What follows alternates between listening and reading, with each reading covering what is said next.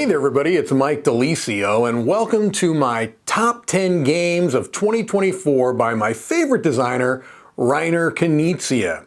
Well, this whole list is a little bit silly and irreverent because there are a lot of very well-known and well-established designers who don't even have 10 published games to their name, much less all in one year.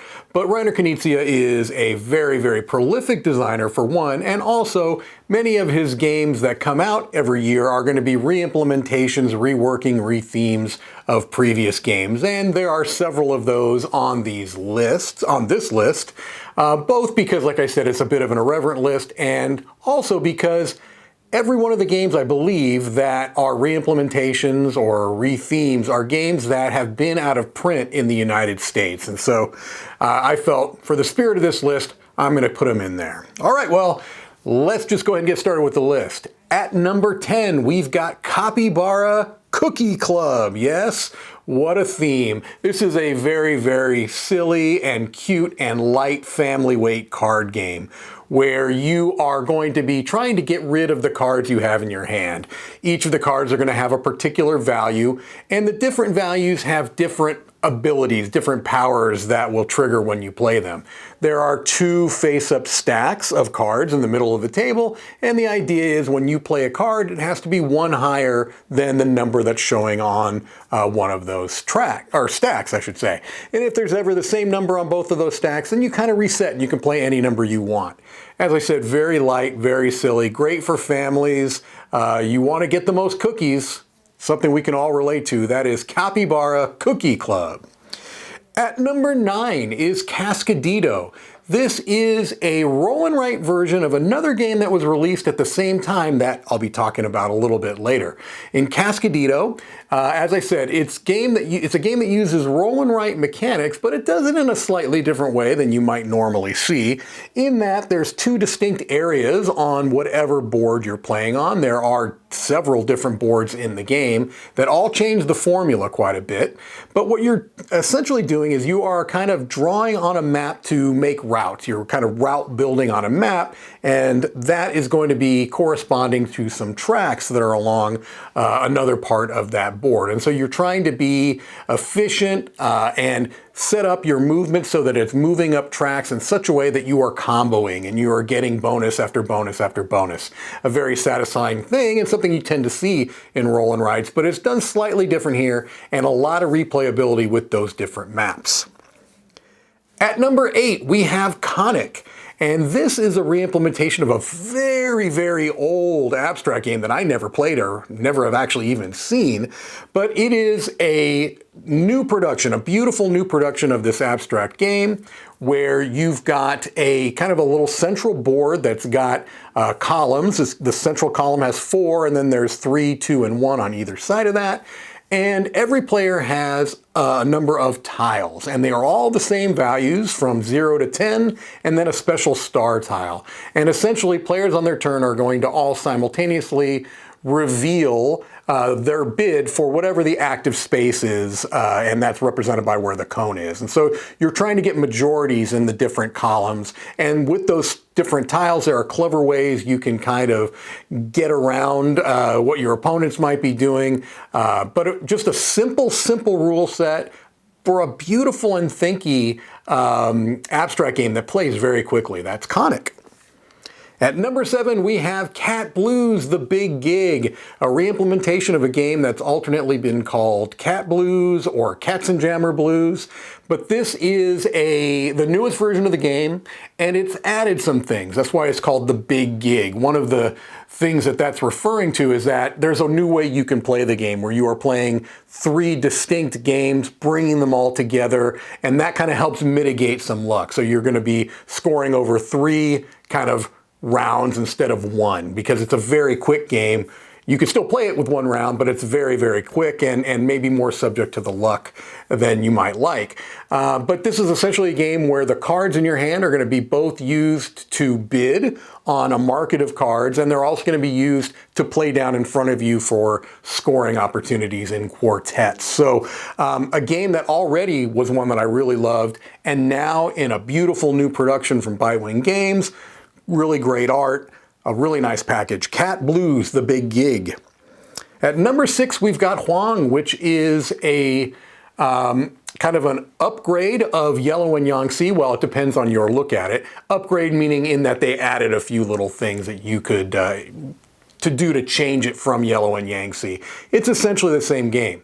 Yellow and Yangtze was itself a reworking of Tigris and Euphrates, which is one of Knizia's well-known, best-known, and best-loved designs.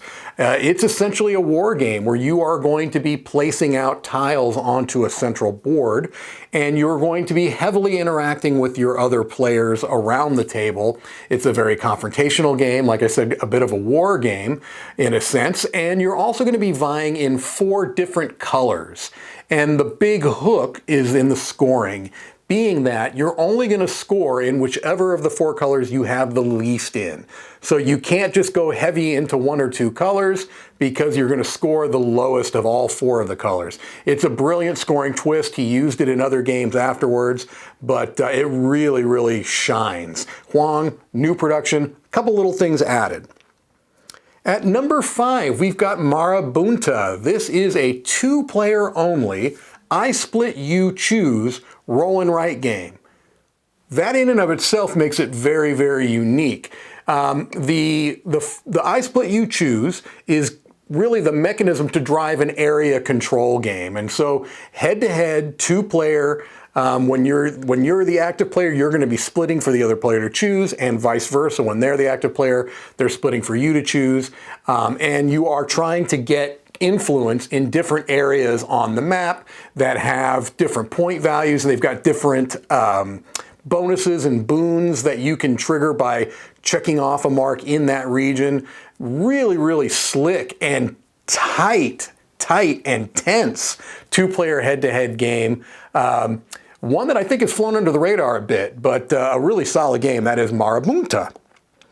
At number 4, we've got Mlem, a really, really fun push your luck dice game where everybody is playing as a cat astronaut, and 1 player each round is going to be the captain, and they're the ones that are in charge of the spaceship. They're rolling the dice. They get to choose either when the voyage ends for them and or are going to be the ones that are going to take the ship until it either makes it to the very top of a track or blows up. Essentially, everyone's got their own little cat astronauts that have little powers. They can put them on the spaceship, and it's trying to go up this track that has planets and moons, and then finally at the very top, comets. And so it's one of those games where you are rooting for the dice rolls, usually loudly and raucously. Either you're rooting to keep going so that you can get to the very top, or you've already gotten off and you're rooting for it to fail so the other players don't get anything. Just a very, very fun push your luck dice game. Knizia does those well. That is Mlem.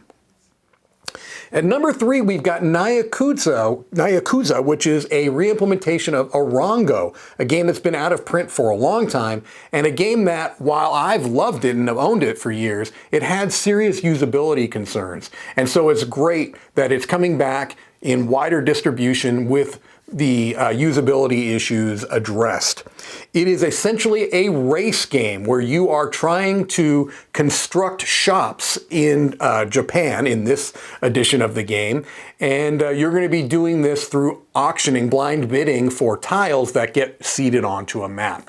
And so you've got coins behind your player screen, and after the tiles have been seeded on the map, you're going to be auctioning to have the first access and the most player pieces that you can claim of those tiles. So you'll take a number of coins, with 0 being a perfectly valid bid, and everyone reveals them at the same time. Whoever has revealed the most coins is going to get the most of their player markers that can get placed, and they get first choice, and then it's going to descend for the other players. The player that won has to put their money in a central area. Everybody else takes their money back. So only 1 player is going to be paying into the kind of the kitty every round. If you ever bid 0, then you're going to collect all of the money, all of the coins that were in that area that the bid winners have had from previous rounds. So closed action economy. I love that. No money's going in or out. It's all just getting kind of shared amongst the players. Very, very solid game, Yakuza.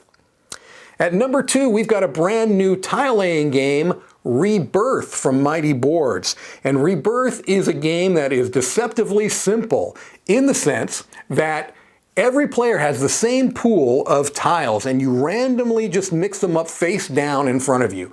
Some get removed at the beginning of the game, but for the most part, everyone has the same pool of tiles. And on your turn, you simply are going to do one thing. You're going to choose one of those random tiles, you're going to look at it, and you're going to place it on the board. There are some restrictions on where you can place certain tiles, but there's also some open spaces where you can play anything. And the game is really an area control game, essentially, where you are trying to best place the tiles that you are randomly drawing. It seems like there would be no strategy at all, but there very much is, and there's a lot of emergent gameplay, kind of a hallmark of Knizia's designs, where very simple rules, you're doing one thing on your turn, and it turns into this beautifully interwoven, tense game. Now, it's a pretty tactical game, but there's a second side of the board that is more suited to more strategic players. So depending upon whether you are more on the tactical or strategic continuum, one or the other of the maps will probably be more to your liking. That is Rebirth. And my number 1 Reiner Knizia game for 2024 is another brand new game called Cascadero. And this is the game that was released at the same time as Cascadito. They have the similar art and basically the same theme. But in Cascadero, you are playing essentially a route building game where there's a map and you are trying to build out routes that are going to connect to different tiles that are out there on the board. And those routes that you're building are interconnected with a series of tracks that are on another part of the main board. And so on your turn, you're going to be placing out these, these markers to kind of build routes. And when you go up these tracks, they're going to be triggering bonuses. And so you want to be as efficient as possible in your placement. And you also want to block other players on that main map. So it's a very interactive game. It can be very, very cutthroat depending upon the play style of the people playing the game. But it just is such a satisfying game. Very easy to teach, very easy to learn, plays in about an hour at the full player count, and has such a rich experience that it creates. Also, plenty of replayability because there are different modules that you can add to kind of change things up. So just a rock solid game from Bitewing Games and a beautiful production, art by Ian O'Toole. And so put all that together and you've got my number 1 Reiner Knizia game of 2024, Cascadero.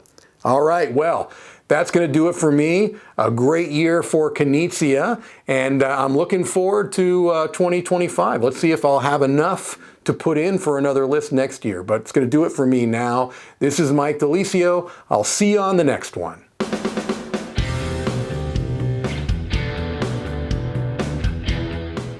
Hey folks, thanks for watching another one of our videos. If you like our videos, if you like our channel, you would love to game with us at one of our conventions. Check out Dice Tower Cruise, Dice Tower East, and Dice Tower West. Fantastic conventions where we play games with wonderful people, a humongous library, and lots of other events and stuff. Also, don't forget to check out our channel, like and subscribe. I'm Tom Bassel.